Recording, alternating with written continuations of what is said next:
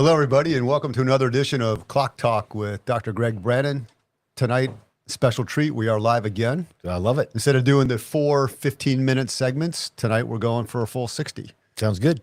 How are you today? Fantastic. Excellent. Let me get the clock going here. And thought we'd talk about metformin, GLP-1, weight loss in general, bone density, Alzheimer's, et cetera, That's great. It's all kind of connected in the whole thing. So in my experience, I've noticed that Ozempic, metformin, whatever the prescription drug of choice is, seems to be moving outside of the diabetic world. Yep. And, people are taking it to obviously drop weight. But you and I have spoken before about some of the detrimental effects of bone loss, for example, in addition, not bone loss, but muscle loss, addition to weight loss, et cetera. So to start this whole thing off, can we just walk through Ozempic, GLP-1, metformin? There's the differences. What are they? Okay. And we'll just roll from there. Well, metformin is a much older medication, and it does a couple of things. It stops the absorption of glucose in the gut, and it also stops the production of the liver making it. It's called gluconeogenesis. It works at the biochemical level. We've talked many times about the two major regulatory systems in our cells called AMPK and mTOR. AMPK, when that's activated, what happens is your body needs more molecules to make more energy, ATPs, and it activates. It's called complex 1 on the actual molecule of AMPK. Now, what that means is metformin mimics starvation. What are things that could also do that? Exercise, fasting, higher fat protein diet, avoid carbohydrates. There's ways to mimic. Berberine is another one. There's great studies that show berberine is superior to metformin. Now, what really pushed metformin was metformin. There was a study done in England 40, 50 years ago, and it showed diabetics on metformin were living 7 years longer. I think there's a study going on Cornell right now looking at healthy people, what it does. So the whole idea is, again, it mimics aging. It mimics fasting. That's that mechanism. You use longer side effects, upset stomach, nauseous. Rarest thing called lactic acidosis, where you build up too much lactic acid. So nothing's benign. It can affect the kidneys, it can affect the gut. The question is, what gets me is, if you do the lifestyle things, they're even superior to metformin, but there's a case for metformin, especially in diabetics. GLP-1 mimics as an agonist. It's called glucagon, which is, again, a way to decrease the production or utilization of glucose. It also works centrally in the brain. Sean Baker did a great little Instagram story on that. It also works, it slows down gut motility, and it can actually lead to paralysis of the gut. So you can't eat for up to years, even after you're off the medication. The thing is, it happened with GLP-1s. It was approved for diabetic, which is very good for that. But they found people losing weight, so it became in the weight loss material. Peter Addy talked about it in his practice before starting people on it, or just considering putting people on it. He went and got DEXA scans on people, and sure, how much percent of fat your body, a big DEXA scan. And he found that optimal weight loss is for every pound you lose, 80% of it is fat and 20% is muscle. With the GLP-1s, it's reverse. So you are getting lighter, but you're getting fatter, plus the other side effects, which could be life demanding for forever, even after the medication. So I think the problem is we have this issue of overweight, diabetes, because of the bad food reading, the processed food reading. You go back and we eat the way our forefathers did in eating less meals, more calories, by the way, but less meals, more dense calories with fat and protein. I think it alleviated it. So I think there's ways to alleviate the lifestyles without the side effects. And berberine is a molecule that also activates AMPK, which has no side effects as metformin and works wonderful. Just a reminder to the audience, please write in your questions and we'll ask them during the conversation tonight. The Ozempics of the world, That's a GLP-1. They're all GLP-1s, That's right? semaglutide. Okay.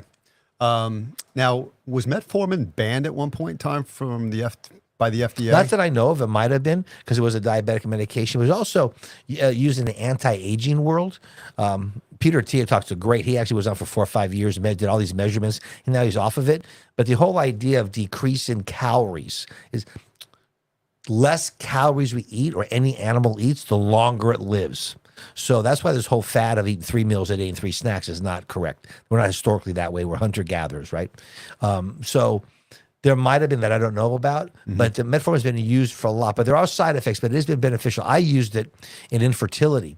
I used it in what's called polycystic ovarian syndrome, where that is more of an insulin, that's more of a carbohydrate disorder, not a ovary disorder. The side effect, the ovary changes its shape, making multiple cysts that aren't ovulated out because of high local insulin and androstenedione, a type of androgen, and carbohydrates increase that. So I use it when you lower the sugar. That's what started me in my own journey. If we're doing these medications to mimic fasting, why not fast? And that led me to Mark Sisson's book and Jason Fung's books. Right. So we got some questions here.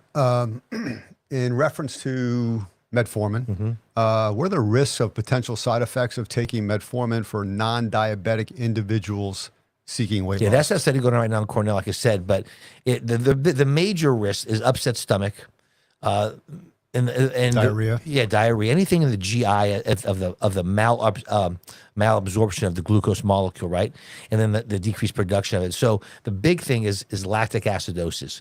Your body's pH, you want to stay around 7.2. And if you get too many hydrogen molecules, lactic acid releases that. That could put you in an acidic state, which is unhealthy.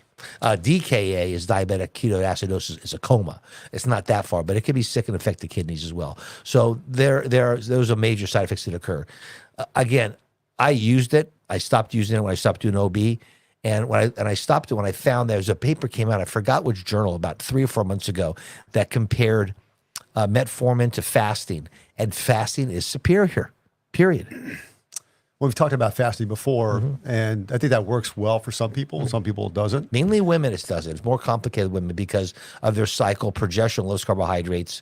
That's why we spent that time a few months ago talking about the Randall cycle. Yeah. What's the balance of all that? And obviously, I think there's an addiction to, in a way, for GLP-1 and metformin in the sense of it happens fast, right? Yes. If you're going to fast, no pun intended, and you're going to do it the old-fashioned conventional way, it's going to take a longer time to Right. drop that weight. But it's also more permanent too. And the thing about it, Jim, it's as we age, well, a couple things. Over the age of 60, number 4 cause of death is falling down. You want to build your bone and your muscle when you're younger. So you're my age, your age, when you get older, you're prepared to walk. You're prepared to scoop, to sit down. You know, functional strength is very, very important. And the idea of weight being healthy, that's not really it. BMI is a terrible measurement. There's strength, grip strength is one of the most important things. You can have that. And you can't have that when you're losing muscle. And we lose bone. Our skeleton's very interesting. When we're younger, in our 20s, 30s, and 40s, we replace 25% of our skeleton every year. It's a very active system. And when you stop making bone, that becomes weaker. Your muscles become atrophied. So there's all these things that are very, very important for overall longevity of life. In terms of long-term side effects on metabolism from metformin, what would they be? The benefits would be, again, when you turn the mitochondria, decrease the AMP molecule off, and you actually will decrease your energy load there. The benefits are a loss of percentage of body fat, anti-diabetes. The question is it beneficial in healthy people?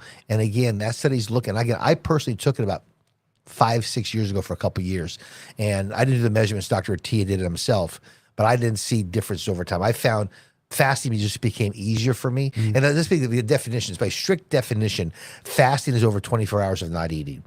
What I'm talking more about is called time-restricted feeding or time-restricted eating, where you find a window of time to eat, therefore a window of time to fast. And that really puts your body in the best balance between AMPK and mTOR.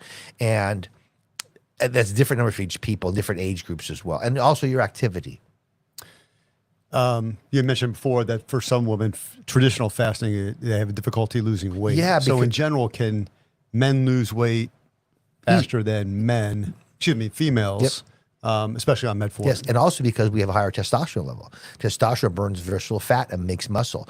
When muscle is bigger, Not we're talking muscle, muscle, but just muscle in general is bigger. Muscle needs glucose for energy, so it's a great source of lowering your sugar in your bloodstream because the molecules in the muscle cells actually suck more out. So when you're not working out, you're actually burning sugar as well. Which I don't want to be anti-sugar. I mean, there's a balance between fat, protein, and sugar for energy sources. You want to use your protein to build. You want to use your fat for energy and protection, and you want to use your sugar as a last resort, except for certain cell types. There was a debate that brain only needs sugar. That's wrong. Now we know ketones or fat energy is very good as well. It's just the balance. You want your body. Mark Sisson says you want your body to be very adaptable with the source of energy it has. Fat when it needs to use fat, sugar needs to use sugar. Are there any major do's or don'ts for people with Graves' disease or thyroid issues attempting to reduce body fat? Graves' disease could be a life emergency immediately because of hypertension. So Graves' disease is hyperthyroid caused by an autoimmune disease where you make these antibodies that actually turn on the thyroid gland at a faster rate. So most hyperthyroid patients with Graves' disease are extremely thin and they have trouble keeping weight on.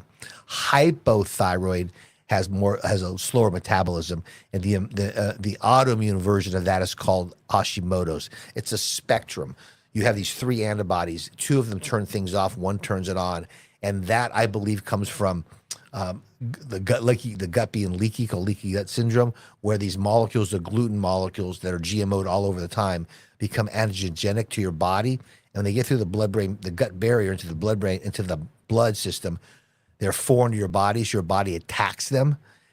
That molecule, that antibody that attacks gluten, also cross-reacts and attacks the thyroid. That's the moiety of that. So it's a spectrum. But hyperthyroid, I can't stress, when you have uncontrolled high blood pressure with that, that's a life-threatening disease. That's emergency room immediately. And most of if they do have Graves' disease, chances are they're thin already. Yes. Okay. That's the classic bulging eyes, thinner. That's hyperthyroid. Okay. I know the answer to this question, but I'm going to ask it anyhow because it's on the board. Can sleep affect weight loss? Yes. When you're not getting proper sleep, you make more cortisol. Cortisol stores fat. That's its function. It takes glucose molecules released from your body and then stores that for energy later. So that's why when you sleep, what happens is there's a pattern. Your cortisol is being made when you're sleeping. So you wake up at its highest until the day goes down. That little pattern we have is a pattern that's reproducible. So when you break your sleep cycles, one of the first things you have is fat. Yes. Okay. That's adrenal insufficiency. And we have a program at our office where we test for that with saliva. It's the most accurate for cortisol. Over a whole day period, you spit in this tube and they get a curve of cortisol. And based upon where that curve falls, that along with DHEA, we can actually make a plan. I put together 4 treatment plans based upon where you're at. Individual is currently taking metformin, not necessarily lose weight per se, but as a protector against Alzheimer's. And I did notice that there are some studies that are ongoing 100%. right now. However, there's no data back, but I did read earlier that there were some studies in mice that actually showed that it could be an enhancer to Alzheimer's in mice, in older mice. It might be. You say what? A couple things. First off there's another name for Alzheimer's disease, type 3 diabetes. It's a sugar problem, but ultimately Alzheimer's is a cholesterol disorder as well. Cholesterol makes up 75% of the brain. And when you start these tangles or the myelin sheaths breaking down, these called tau proteins, and when they interlock, that causes the brain to make these filaments that the communication between the nerves is not consistent. And what sugar does, sugar is a very sticky molecule. So when it's not where it's supposed to be, people might have heard of hemoglobin A1C. The reason we have that is these molecules will stick to anything. The thing we can measure easily is red blood cells. Red blood cells live about 90 days, so that's a great way of seeing how your blood sugar is over time. So if you're 5.4 and under, that's considered a healthy one. Now, you get higher than that, not just on red blood cells, these molecules stick, they can stick on anything. They can affect the liver, the pancreas, but the one that affects the brain is that's part of it. So you have a gene called APOE, and there's these called alleles. There's 4 of them. When you have a number of 4, 1, 2, 3, 4, 4, when you have 2 4s, you're a higher chance for Alzheimer's because it's a cholesterol metabolism disease that can be augmented by high cholesterol, by high sugar. So I could see where metformin could help. I could see that. So if you have those 2 genes you talked about, but your cholesterol, let's say in your world is, well, in the real world is high, but you like it being high, are they still a precursor for Alzheimer's? They actually showed actually protection of that. Okay. Yeah. And that's important too. So it's like Alzheimer's is a new phenomenon. I know it was originally diagnosed like 1901, but it's been very rare. So the last couple generations have been higher. But again, I'm not to hammer the food pyramid over and over again. But we went from a high fat, high protein diet, and we had sugar, we had ice cream, we had things like that. But if you look at the ingredients from the 1950s, things have changed as well. And again, they're changing for speed, for cost. But when you start doing that, these molecules they're put in our body are not the same molecules our body recognizes. So I think we have to watch, again, eat as close to the earth as possible.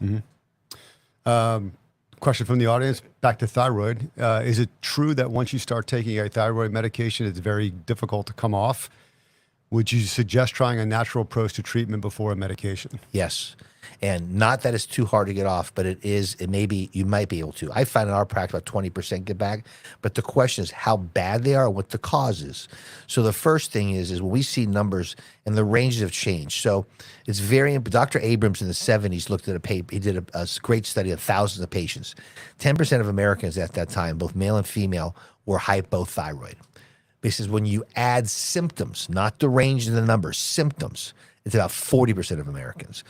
I'm always cold. I'm losing hair all over the place. I'm always bloated after I eat. If you start adding that, it's about 40%. Now that's interesting. That paper was done in the 70s. Why is that as important? Because in 1979, our processing of food, we used to put iodine in flour and salt and a bunch of stuff. And they took iodine out of the food and replaced it with another cheaper halogen called bromine. And they're not the same. These things called the halogens, when you look at the periodic table, it goes from smaller to larger, fluoride, chlorine, bromine, iodine, and statin. And it's funny, all the halogens are bad for our body except for iodine. It's actually life needs it. And 50, 60 years ago, we ate about 200 times higher iodine than we do today in America. And the moment that happened, thyroid disease increased 800% in women and about 400% in men. And breast cancer increased about 400% as well. So why? Iodine, Dr. Brownstein wrote great books on this.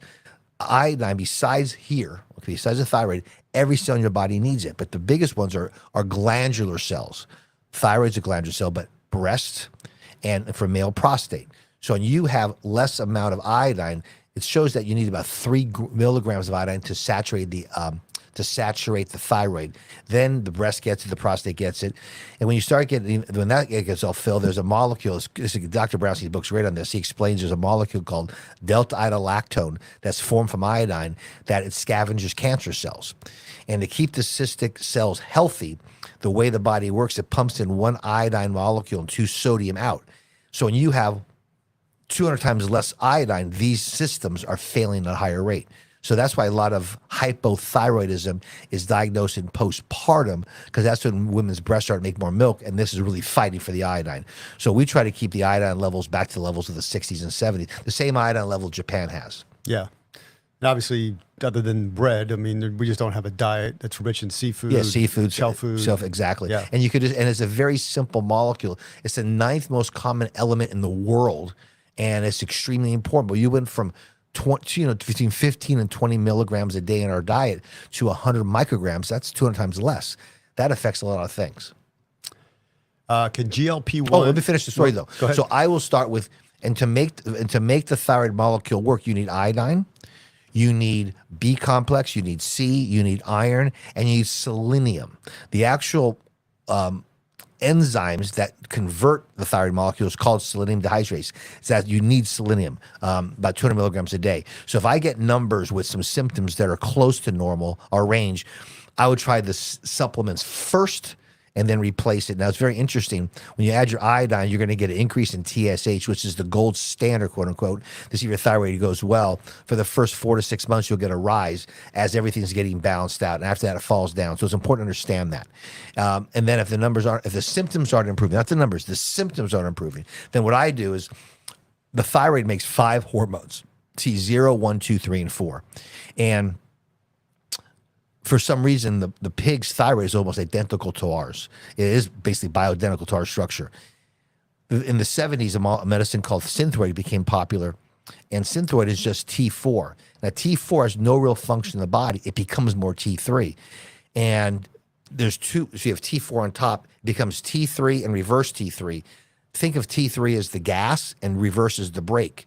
And for some reason, the synthetic molecule converts more to the brake. So the TSH will drop, but you still have the symptoms. That's why it's so important to look at the symptoms. Bloating's going away, belly fat going away, I'm not cold no more, and we find actually more hair growth.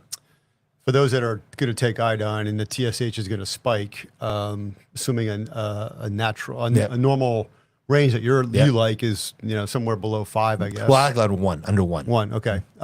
What's going to spike to? Is it going to spike to 15? Is it going to spike to 6? It goes all different places. It goes up. Dr. Brownstein talks about it. He's seen it go up about 6 months. It balances things out, but it could be 5, it could be 6. It's just higher than your body's calibrated. But so the question is, if I can do that now. If not, you may need a low-dose medication. And we decided to do, then we check the numbers down the line, and maybe it could wean you back off. But there is a lot of literature out there hoping once you start, you're always that. But a lot of that's with Synthroid. And I think that the armor's been used before anything else. And I think there's a play where you can do it. But the bottom line, if your thyroid's not producing proper, because, again, years of being beaten up by these fluoride and bromines, and chloride is being beat up by those halogens, it may not have the capacity to become optimal. Those are the ones that need the medication. A little baby born with low T3 actually leads to mental retardation. There's a great paper right about 6 months ago that's mothers that take 12.5 milligrams of iodine while pregnant, the average IQ is 30 points higher. And you think about it, all the papers out of Harvard the last 10 years showing that fluoride decreases IQ roughly 10 points every 3 years. It makes complete sense because they're competing for the thyroid, but also for the brain. Can't imagine the brain power to have if my mom took iodine when she was pregnant. Yeah, you probably 3 digits. I wouldn't be doing this right now. Can GLP-1 treatments help with long-term weight management, or is their effect temporary? So it's when you're on it, it works. But the problem again is what's working. Losing weight does not mean equal to health, and that's what's very, very important. You lose muscle, you lose strength. Are you actually healthier? And the side effects can be life-bearing forever, even when you're off of them. So again, in the hands of a diabetic, probably just for weight loss, I'm not confident on that. And again, I don't make it like it's so easy to lose weight. It isn't, and I got that. But there's simple things to do that we can make it easier. Lift heavy, walk, lift heavy things, do things. It's just making that routine in your life. But I still want people to enjoy ice cream. Enjoy cookie when you bake. There's things to do that, but the ingredients that go in are very important. But the long-term stuff, Jim, I'm reading on this stuff. I think we're gonna have a disaster 5 years from now. Think about it, Jim. There's a syndrome where since you're losing all this muscle and tendons and collagen, facing drooping. They actually call it Ozempic face, Ozempic buttocks. You're losing the butt muscles. These are important things for not the face, but the body to function. I'm just thinking, just the walking in with your Achilles and your calf and the tendons down there. We don't know when Achilles is going to be tear. Exactly. All this is very, very important. There's some antibiotics, Cipro one that actually tears Achilles. You go, how's taking an antibiotic affect Achilles? Well, what it does is it kills mitochondria. So mitochondria in active tissue of tendons, that's how things pull. I think we saw a question like that that was written in reference to the regeneration, so to speak. So if you do let's say you're on metformin or GLP-1 for 2 years, let's say, you lost all this weight, but you also lost your muscle mass and some of your bone structure, tendons, etc. If you go off it, will your body eventually regenerate those tendons? It should if you have enough testosterone. That's important. That's why we have for our patients, we don't put them on the GLP-1. I'm not a doctor for that. But the ones who are on it for diabetes, for really high BMI, being on testosterone and lifting weights makes me happy. Then I think they could sort of compensate. Okay. But again, if you're the one with the side effects, Jim, then it's a nightmare. Having your stomach not be able to empty food is a nightmare. Yeah. You vomit every time you eat. Yeah, that's not good. Yeah.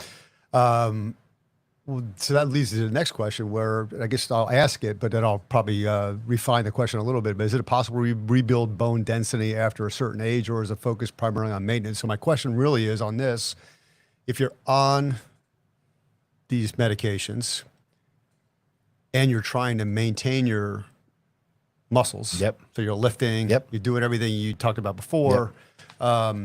Is it counterproductive because you're working out, but it's still sucking it out? You are counterproductive, but I recommend you do lift heavy things. I recommend you do work out. You're not going to be able to if you keep losing Yeah, muscle and mass. that's the thing about it. But you need the skeleton. That's the the iron worker. That's where all the things hook together. And we lose, men and women around 40 start losing 0.5% of bone per year. Okay, in menopause, women lose 5% per year. So is it regenerative? Yes. Not with the medications, because that makes a hard, brittle bone. You want to have how your body makes bone naturally. In men, it's testosterone, and estrogen helps as well. In women, it's testosterone, progesterone make bone. Estrogen slows it down. So if you have youthful numbers, a 20-year-old's testosterone level, you could continue making bone for the rest of your life. Actually, it's an American College of OBGYN journal from 1979 that showed a study comparing testosterone, estrogen, progesterone, pellets, creams, shot, everything. And the pellet was the best success at 8.3% of bone per year. So we have some lovely women who come in with osteoporosis at 65. By 70, it's gone. So the answer is yes, our body can reject, because the body thinks it's 20 years old again. And again, this is the thing about it. We would never tell a woman or a man, you're old enough not to have any more insulin. You would never say that. Right. So why do we say that with the most abundant hormone in the human body is testosterone? Not insulin, not estrogen, testosterone. Why would we live at severe levels? So if we put these numbers at optimal numbers, we've shown diabetes decreases, cardiovascular decreases, Alzheimer's decreases, neurogenesis decreases, because your body is 18 to 20-year-old system. That's a whole lot healthier. What are the potential benefits and drawbacks of combining GLP-1 treatments with other weight loss solutions? In fact, what I've read about, they actually weight loss solutions on medications. I think they have to go. Lifestyle has to go together. Okay. The problem is you take with sulfonylureas or other medications with GLP-1s, you become completely hypoglycemic. That can lead to coma. There's a lot of worry about mixing medications. Okay. We don't want to do that. You don't want to do that. All right. Ehlers, Danlos, and POTS. Vision blacks out for a few seconds when I stand.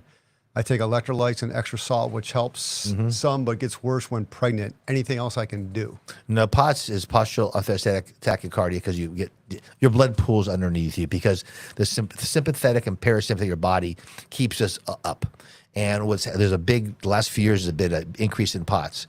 So that is where salt goes, water goes, okay? So the more salt you have in your body, the more the water will go where that is. It's osmosis, and it just has to balance it out. So that's very important for POTS. The Ehlers-Danlos syndrome is a collagen defect. It's a genetic disorder. And if I'm correct, there's 4 different types. So that's where you talk with your geneticist. But obviously, anything that helps protein grow is healthy. But that's where your tendons stop moving. You can become rigid. That's not a muscular dystrophy, but it's sort of in that class. And in pregnancy, it's very interesting. Autoimmune disease, we think that is. It's like a third get better, a third get worse, third change in pregnancy. But remember, the woman's immune system changes immensely in pregnancy. In fact, during her cycle, it does, because it becomes. Think about a baby. A baby is genetically not the woman. So why, if I took my liver and stuck it in you, you reject it. So that placenta, that baby, is different genetics. So the immune system is very adaptable to a woman. So it lowers, will not attack it, right? Preeclampsia is a disease where the body rejects a placenta, which I don't know why does that more often, but it happens usually in first-time mommies, because the first time the mother's been exposed to the husband's genetic material. So these are things that happen when your system's working. So women have a different immune system than men during the cycle and when they're pregnant. So in this case, there's some, not much that they can do. No, it's a genetic disorder, but flexibility, working out, all those things are very, very important. But the POTS electrolytes are very important. The question is, the last 4 or 5 years has been through the roof. I don't know where that's coming from, but there's some theories on that. Okay. I know what the answer on this one is. How important is gut health in managing weight, and what are some natural ways to improve it? Just think about it. The gut or alimentary canal is the skin inside your body, right? You have two barriers. The skin we see, but inside that mucosa is also a barrier to the rest of the body. And it's only one cell thick. You have cilia, you got mucus, but what makes the gut very, very important is which bacteria you have in your gut. There's a balance of the right bacteria, probiotics, prebiotics. There's been multiple studies showing a C-section baby, a C-section baby versus a vaginal baby, different gut bacteria over time. And that's how you get loaded with this bacteria when you're born. In fact, now there's a thing going through where if you do a baby by C-section, you actually swab it with mother's culture from the vagina to start to colonize the gut. So gut health is crucial for overall weight. Gut is important for skin, acne, because a lot of our molecules, our cholesterol, our bile, our estrogens, our testosterone, all that stuff is this circular hepatic system that's some you poop out, some you pee out, some you reabsorb. But the bacteria play a gut. Think about 99% of our DNA on this body is not ours. It's these bacteria in our gut. It's that symbiotic relationship. So having the right gut is very important. Speaking of that, after my daughter-in-law had her twins, her placenta was frozen, I think, and in they give her like these capsules to take. I don't know if you heard this before. And I assume that improves the woman's health, right? But the baby's not getting that. They get the placenta out? Not the placenta. They eat the placenta. They make capsules for the placenta. They took a part of the placenta and gave capsules, froze it. It had to be delivered like a day later after birth. And I remember because I had to take it home and put it in the freezer. Yeah. There's some theory. What is that all about? I don't know. Okay. And I delivered 12, 13,000 babies.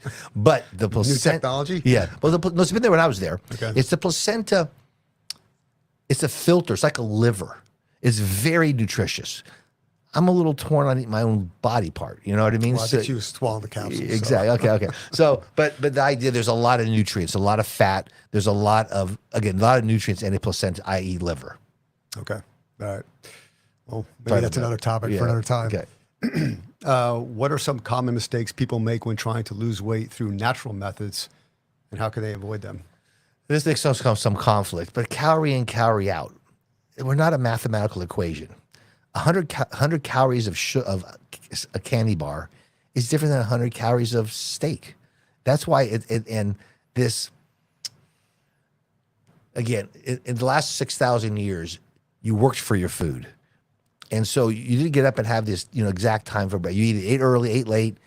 I think it's important to feel how your body needs and what it does. I think listening to your body is important. That's why sleep is the most crucial thing for overall health. And then you know your body. There's no magic. It's this. I just think what we've done here, this idea of 3 meals a day, 3 snacks in boxes, has destroyed us. I mean, how much food you travel around the world, they eat, they think it would be bad food here, but over there it's not. I.e. Italy, when you eat pasta there, the gluten molecule is different. They don't use GMO seeds. There's all this other stuff that adds up. It's not one thing. It's just the compounding of all these things on top of this body that hasn't had these years to adapt yet. And will it adapt healthy? So this body's built to take sugar, fat, and protein and make it into this. So that's what we got to give this body. GBS plus. Does it affect baby's gut bacteria to have that antibiotic required during delivery? Would you still take it? That's interesting. I'm doing OB questions here. Yeah. Okay, so beta strep is the number one cause of babies dying from infections. In my generation of growth is when we started giving antibiotics for that. So in my training, I found that. But that's when I was sort of ignorant of gut health. And what I started doing was when I gave patients that, I also gave them probiotics immediately afterwards. And that become now more of a thing. Now giving antibiotics. If I give an antibiotic, I'm giving now probiotics at a different time so to kill it. So, but you get a baby with septicemia, you're gonna go, I wish I did it. So I still lean towards I think antibiotics that play a big crucial role for that. Because the baby's immune system is amazing, but it's still coming through the mommy's breast milk, the placentas, all those antibodies the baby has is coming through the mother when she's born. But I grew up in a generation where I did not see septicemia that much in babies because we did that. So, but again, towards the end of my career, I just started adding probiotics to it. And I found that because if you don't, a lot of women get a lot of diarrhea. They're reculturing their body. So I think protect the baby and then recolonize your gut. Okay. What are some of the signs that bone density is declining? Just being alive. I guess the numbers you said before. You lose 0.5% per year period over the age of 50. But there's no other telltale sign. Well, no, unless- you can't really. There's start DEXA breaking scan. things, There's right? DEXA scans. There's ways to look at it, bone scans. But to say now, how do you know you're going to prevent your loss? That's hormone replacement therapy. Okay, that's what that does because that makes bone, and therefore you can make bone as you age. It's not a prerequisite to lose bone. Now, lifting weights is very important. Putting strain on the muscle and the bone to form more osteocytes to form more bone. That's all great stuff. But you still need the hormone that makes it turn on. And that's why I believe that replacing the testosterone, progesterone, and estrogen is vital for as women age and men as well. Okay.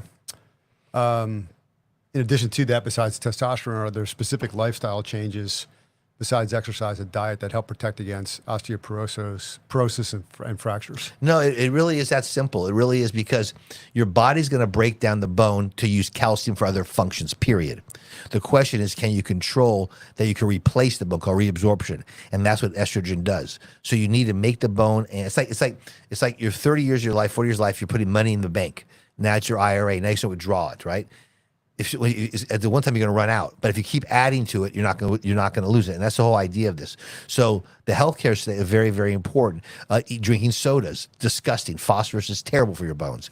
There's 12 elements for your bone. Boron is probably the most important, but taking extra calcium as you age only increases atherosclerosis in women. So you don't want to overdose the calcium because you need the hormones to put that into your bone. That's why if you recommend minerals, I recommend boron be part of that as well with the calcium. But the hormones will do it with your proper food. Okay. If someone has genetically high cholesterol, this is right up your alley, with total cholesterol of 380 with high LDLs, do you consider statins or something else? Okay, they've done studies on familial hypercalcemia, and they found the funny things, they live longer. Okay? So explain that a little bit more. Wow. Okay, there's a great That was the study out of Japan? Yeah, Was it- Japan, 2015, looked at 64,000 people, and they actually have a correlation. The higher one's cholesterol, total cholesterol LDL, the longer you live. Your first line of defense, your immune system, is cholesterol. Your brain is 75% cholesterol.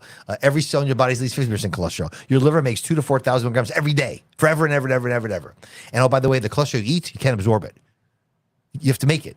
All right, so this is the thing that happens. France, there's the whole Ansel Keys studies. He looked at 51 or 58 countries, threw all out but 7 that met his criteria. If he put Japan in, if I get Peru and France in, it would change the whole study. All of them, their cholesterol average is 300-400, all of them. So there's more to that. Now, it's important. Cholesterol, when oxidized, which means extra electron, which it gets from extra sugar, yes, is bad. Okay? Non-oxidized cholesterol is life-saving. All right? So it's the sugar is the culprit, and also omega-6 or seed oils. So it's not the cholesterol. Dr. Diamond, he's a neurophysiologist at the University of South Florida. Multiple great videos on this. And he wrote a classic paper showing that's not cholesterol. It is oxidized from sugar. So that, and again, I know what I'm saying is bad. Now, there may be some benefit to statins, but not lowering cholesterol. It's anti-inflammatory part. But the problem with that is it turns off this TNF, this tumor necrotic factor that is a very potent. It protects it's part of our immune system. So by doing that, there's some studies have shown, and Dr. Diamond has shown that if you go on a statin, you actually increase your cancer risk because the anti-inflammatory is beneficial, but it weakens our immune system. So there's just some great books out there on cholesterol. But again, it's not, and this idea of LDL, HDL, your liver makes cholesterol, and water and oil don't mix. So when your liver makes it, it has to put it in the blood, which is water. So there's no cholesterol in the blood per se. It's wrapped in these lipoproteins. So that picture, you're a passenger in an Uber, and so we'll call one Uber LDL going to the cell. That's LDL. The cell uses it, repackages it, and sends it back as an HDL. So there's a thing called particle number. Particle number is how many Ubers are there in the blood. The more of those is the risk factor because there's more chance to get sugar in them. That's the risk factor. And what is that blood test that shows how many Ubers are in the blood? Oh yeah, apoprotein B, and that's the big one. Okay. And that's a molecule that's bound to that stuff. Now, there's two reasons why that goes high: genetic, I have it, and sugar. So what you do is you work out. I mean, I think 67% of heart attacks have normal cholesterol. So I recommend there's a website called LouRockwell.com, and there's articles on all different topics. And Lou was Ron Paul's chief of staff years ago. And there's a doctor who writes probably 3 articles a week on there called Midwestern Doctor. And about 6-8 weeks ago, it's about a 40-page article on the history of cholesterol and statins. I recommend it's layman's written, and any doctor, it has phenomenal references. And then Dr. Diamond on YouTube has videos and great presentations. Well, I think the other thing too is I have a family member who's genetically disposed to higher cholesterol, and her father has it. He's 88 years old. Yeah. Now, of course, they put him on a statin. When you look at like the old folks' homes, virtually all of them are women than men. True. And almost all, and the ones who aren't there, they have a very extreme low cholesterol. I mean, the data is there. And I would just like people to do their research. Just don't take my word for it. Please don't take my word for it. And don't take any doctors. Ask these questions. Yeah. There's a molecule called cholesterol that is the backbone of every sex hormone, the brain we talked about. But your body makes it. And I don't understand how a molecule your body makes would kill us. We wouldn't be here as a species. It wouldn't be here for 6,000-7,000. It wouldn't be here, right? But there's no doubt the higher sugar affects the molecule. It's like sugar bounding to the Alzheimer's disease. Hyperinsulinemia is the problem. Remember, we were a fat protein diet until the 40s, until the 70s, and cardiovascular disease was extremely low then. Interesting. Back to metformin and GLP-1. What were these treatments originally approved for? Obviously, diabetes. And then, I mean, if you are going to lose some weight, whether you have to or you just want to shed 10 pounds, and I know you're not ever going to prescribe it, but what would you recommend they just be on this for? 2 weeks, a month? I don't know, Jim. That's the problem. Is if you're diabetic, metformin has a much better health profile than some other medications. It may be a lifelong thing for that disease process. But Jason Fung's book called Diabetes Code, he talks about this. He says if you fast over a 6-week period, you can almost eliminate diabetes. So again, this is important though. 2 types of diabetes: type 1 and type 2. Type 1 has 0 insulin. Okay. The beta cells of Langerhans, which makes them, for some reason, got attacked, and it can't make insulin. That one, insulin is life-saving. Think about it.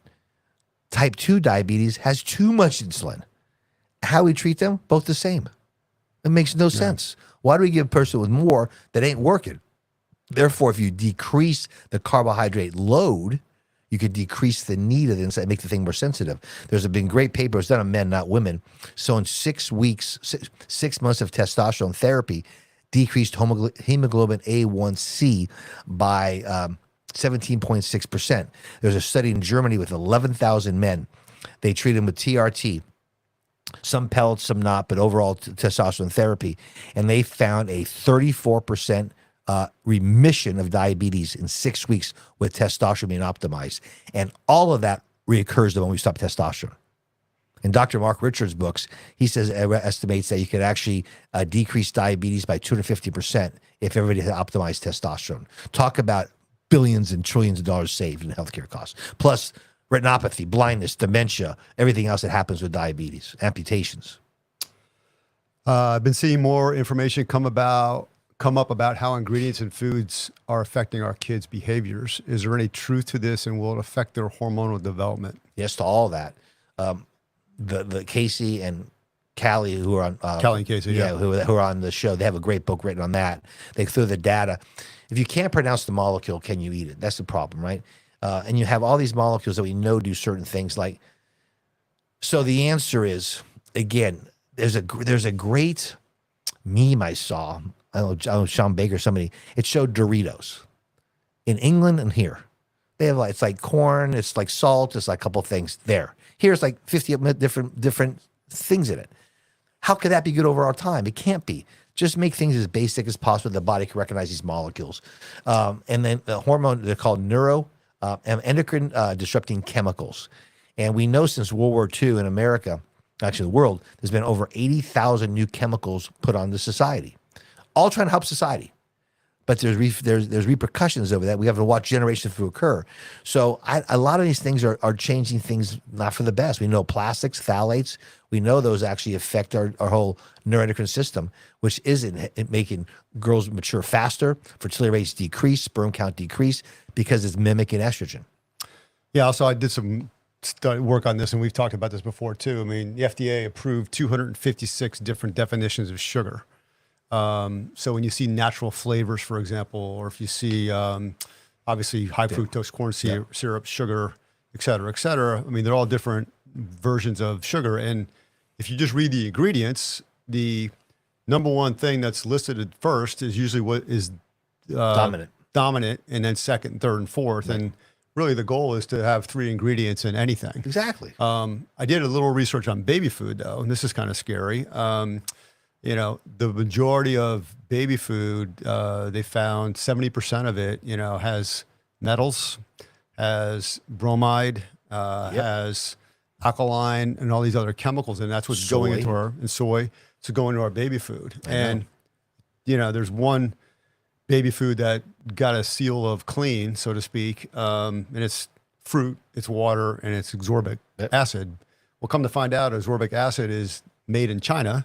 70% of the ascorbic acid is made in China, and it's actually a chemical. It's not vitamin C. Right, derived from corn. Yep. Right. So you literally, if you and I have another to answer this question. A friend of mine, he had a grandson who was, I think the kid might have been 8 or 9, and I remember him talking to me about this. The kid was out of control. Like the mom couldn't control the kid. Screaming, throwing fits all the time, and everything else. And he did some research, talked to his daughter, and they ended up pulling all sugars out of his diet. That includes Gatorade, you know, soda, obviously, candy, whatever. Couple weeks done. Box of Cheerios, got rid of that, all that stuff, just went natural, and the kid's totally fine. 100%. The biggest one, Jim, it's cereal in the morning. They spray it, they fortify it with synthetic vitamin B. And 44% of Americans have MTHFR, which can't metabolize it. The definition is hyperability. Then they give Ritalin for the kid to sit in the chair. Right. It's insanity. Right. So the answer is yes. I mean, there's been great papers on kids eating cereal, 2 eggs a day. The difference is night and day. The choline, the stability of the extra sugar. So the worst meal you can eat is a bowl of sugar, period. And that's cereal. Bowl of cereal, yeah. It's just sugar. It's pure sugar. Right. In fact, don't forget, Sugar Pops was called Sugar Pops before it became. It was actually called Sugar Pops. You know, so it's we just got to look at. I mean, we eat ice cream for years. But things are changing, and that's why I think I'm a freak on this. But I believe liberty demands responsibility, and you can't put the pressure. You can't put the responsibility on anybody else but yourself. You got to do the work, and I know it's difficult. Like you said, you read the ingredients, you think it's what it is, but we have to do more research. And I think we find companies that actually honor that. You're going to see those companies blossom, because if our dollar dictates what's out there. Bottom line. And I think one of your military friends talked about this from a PTSD standpoint, but from just an emotional standpoint with kids in particular. You know, the primary, you go to your pediatrician, the first line of defense is, well, let's put them on Ritalin, let's do this, let's do that. Well, once you look at what's actually going into your child's body first, and see if you can fix that, and see if then that person changes. I can't agree more. Plato said food is medicine. And the idea is, yes, I believe his body is wonderfully made and is given the right field. These things, all these symptoms are signs of something wrong on this machine. That's all it is. Our job is to put it all together. And we've become very, very good in medicine to be hyper specialists. You have the best retina doctor, not an eye doctor, not a head doctor, not a doctor, a retina doctor, or the best, you know, this kind of hand doctor. I love all that. We need the specialists. I love it all. I mean, I was a specialist. But how the body works at a functional medicine level, I think, is the future of medicine. Because when you do that, you don't need medicine. When you eat more fat, certain things happen. When you eat more protein, certain things happen. These are things we could do so we could actually realign what norm is and not say the norm because you're tired, you have 4 kids. That's not fair to that woman or that man to go through that stuff. And that's why we hear it every day at our business is, wow, I'm off these medications. Everything has a side effect. You brought about statins. Dr. Maroney, he did a paper, a huge paper. He says 100% of people on statins have cognitive problems. 100%. Because we know the brain does not bring cholesterol into it. It has to make it. So but the statins are small enough to penetrate. So now they're stopping the production of it. So the brain makes cholesterol. Yeah, but brain makes cholesterol. Okay, it has to be there. And so these are very, very important questions we have to ask is what does it do to the whole system? All right. And don't blow off how you feel. That is the red light on your dashboard that you got to explain. Again, because I don't believe it's nebulous, it's in your head. Technically, it's in your head because your brain is in your head, but it's not make believe. And I think we have to search that out. Back to if you're on metformin or GLP-1, are there certain supplements that you would recommend in conjunction with? Yeah, CoQ10 is a very, very important. Okay, if you're on a statin, CoQ10 is a key molecule within mitochondria that causes energy. Statins block the formation of CoQ10. So therefore, take that. That's important. And ubiquitol is another name for that. That's important. I like CoQ10 for anything that has to do with most disease processes are an inflammation or a mitochondrial dysfunction. Dr. Warburg won the Nobel Prize, I think, in 1936. He had a thing called the Warburg theory that cancer cells only grow on fermentation. They don't grow on glycolysis, on Krebs cycle, which means that you could actually starve out a cancer cell by putting them on a keto diet. So that because the mitochondria becomes dysfunctional, it doesn't work properly. And so there's things you do with our diet. Again, back to our food again. So I think it's important to understand what goes in our body really, really matters. And what we eat, we have to know what that eats.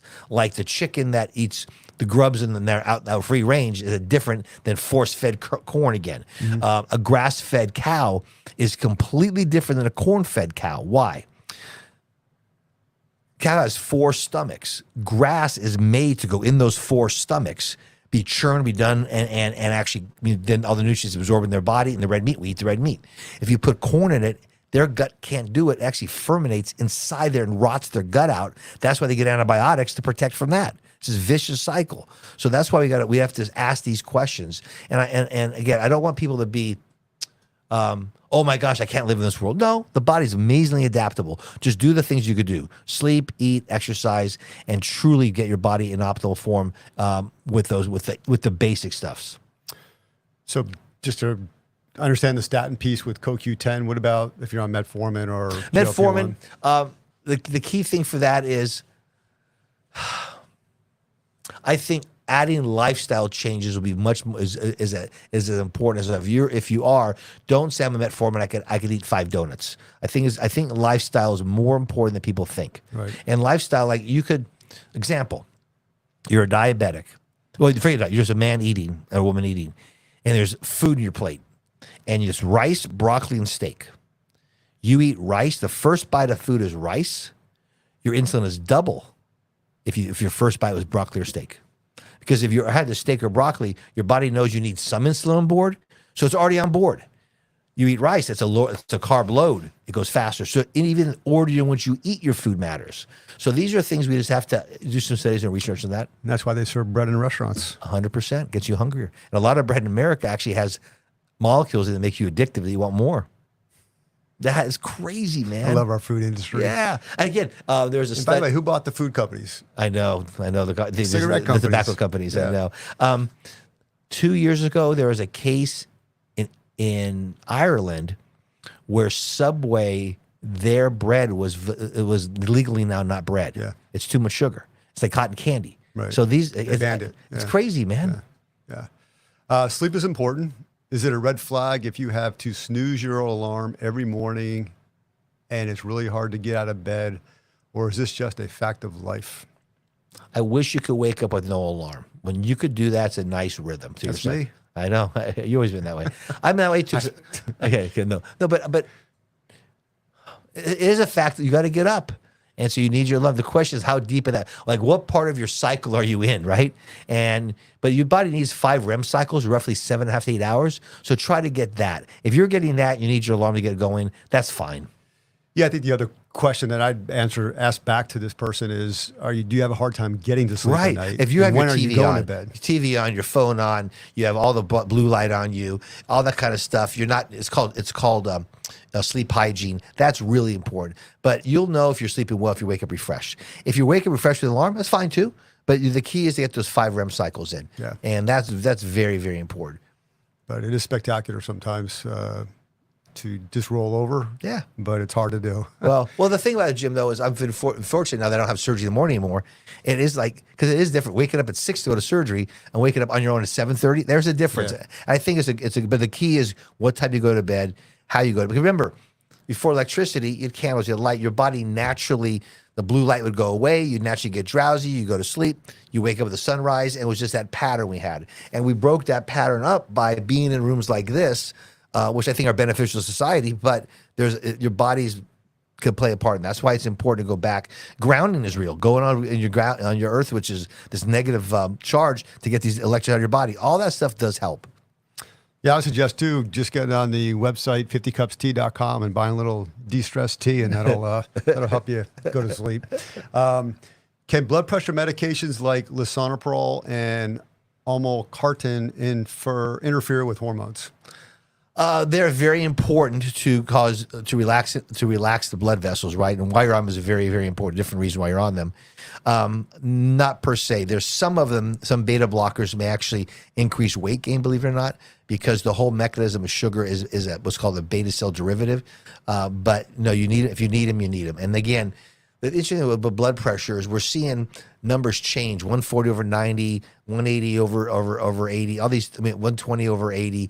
They're changing over time. There's more to it. I read this great paper, again, from Midwestern doctor about a month ago on blood pressure, on that the heart is actually not a pump per se. It's more of a battery, the way it turns. So there's more to what we think, the way we treat it right now. And this whole article goes through that. We probably treat high blood pressure incorrectly, but it's just another view. But if you need it, you talk to your doctor and have a nice, everything, talk to your doctor. So we talked about regenerating bone and muscle, but we didn't really touch on this yet. If one does suffer gut decline while you're on these medications, but then you go off, will the gut heal itself? Yes, it's amazing the body heals. The big one is your brain. We used to think the brain you're born with is what you have. We know now from TBI studies that testosterone, along with peptides, growth hormone, actually can make more brain, called neuroplasticity. That's why we find that the great paper written in Neurosurgery February of last year showed the best treatment for TBI is a testosterone and a growth hormone, either a peptide that turns your on or your own, because it has growth. So the bottom line is some cells are more regenerative, but the gut regenerates all the time. In our bowel movements, that's shedding of cells. There's a thing called meconium in a baby that's being born. And what meconium is it's this green poop that people have. That's not poop per se. That's the cell under stress dying, lack of oxygen, so that this just cleans off. You add oxygen back, it comes away. So yeah, the way the body's built, skin cells die all the time. So certain cells, liver regenerates. So there's certain cells that are made that way, some aren't. So when the baby's born, then they're out in the world. Is the green good for a period of time? No, You don't want that they'll get rid of it. The key is yeah. you don't want them to swallow it. right. That's the big And thing. you also don't want it to last forever either. Right. No, not at all. Right. So there's ways. It's called amnion fusion. I used to put a tube into the mother through her bottom, and with this big salt water bag, actually rinse all that out. The study I was part of at SC years ago, it's called amnion fusion. We decrease emergency C-section by 7-fold by getting rid of meconium. Meconium is stress. The classic one is a cord on the neck getting tight. So there's an example of the cells in the gut losing oxygen, dying off. Oxygen comes back, they regenerate. Okay. If you're on these treatments, are there certain foods you should avoid? Sugar. Sugar, of course, right. That's basically it, Jim. So that's drinking also, alcohol. Well, I'll call that tequila. I think is made by a tequila plant, but most are If it's real, Yeah. Now there's fake tequila. Well, I don't drink, but so I'm guessing that. But the bottom line is, but again, this is like don't. I think Max on Instagram, he's great. Just do, be optimistic, walk, sleep, eat good stuff, hang out with people, break bread. That's what you do. Live life. Don't be this scaredy cat. Don't live in a bubble. I heard you talked about grip strength before, where you got to just dead hang for 2 minutes, you're an Olympic athlete. 2 minutes. I thought it was a minute and 10 seconds. Well, 2 minutes, you're like the cream of the crop. Okay, and that means you're living forever. Yeah, well, God controls the heart, but yeah, you'll live a long time. But I also heard too, if you take your body weight, so dumbbells both sides, and you just walk around Farmer walk. for a minute, that's also a 100%. precursor as well. Yep. That Tia put together 12 exercise he does. And that's great. But grip strength is very, very important. There was a study done on 85-year-olds and older given testosterone therapy. Don't lift weights, do nothing. Just increase your grip strength. Quality of life is just like that. So you just go by those like 1980 hand things. How does this weight loss drug compare to others in the past? I know there was like way back when there was, I can't think of brand, began with an F. I can't remember. Fen-Phen. Yeah, it might have been a big, and it obviously was bad after a while. But what was that? Speed? What was the difference Yeah, that's between that? And this? is amphetamine. Yeah. Increase your metabolism. So is Ritalin, by the way. That's why kids are Ritalin are just like always that way. It's just scientists looking for different processes in our body to affect cascades, right? And that's what it happens. The problem is when you block a molecule, i.e., statins will say, you're blocking the formation of malonic acid. The question is, ask yourself, what's malonic acid become besides cholesterol? It becomes dolichic acid, which makes neuropeptides. It becomes insulin receptor. It becomes immune system. Because all these things, that's why nothing is without risk and benefit. Nothing. But if there's ways we get around any medication, I think medication should be the last resort. And that's why it's important to find. But what we're doing here is I can't make our testicles or ovaries make more hormone, but we could trick our body by these implants to make you think you have more. And therefore, again, back to my example I use all the time, I consider us all type 1 diabetics, but we're at low hormones. We give that, our body can work. I want to thank everybody for the wonderful questions tonight. Thank you. Thank you for being here tonight, Dr. Brandon. And as always, 60 minutes of tons of information. Some controversy. So go out and walk and fast and enjoy life. Thank you.